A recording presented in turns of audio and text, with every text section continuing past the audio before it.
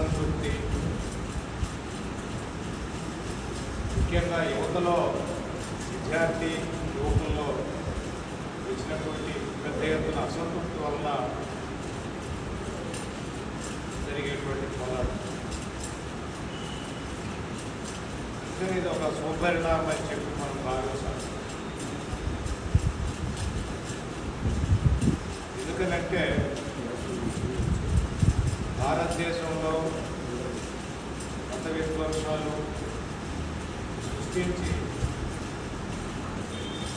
ఐదవ ధర్మ సూత్రాలని మళ్ళా పునరుద్ధరించే కార్యక్రమంలో ఉన్నటువంటి బీజేపీకి లేదు దాని వెనకున్నటువంటి ఆర్ఎస్ఎస్కి వ్యతిరేకంగా జరిగేటువంటి పోరాటం కాబట్టి దీన్ని మన అందరం కూడా ఆహ్వానించాలి. ఇంకా ఆహ్వానిస్తే సరిపోదు.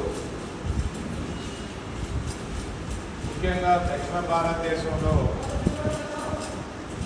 ఉద్యమం అంత ఊపు అందుకోలేదు.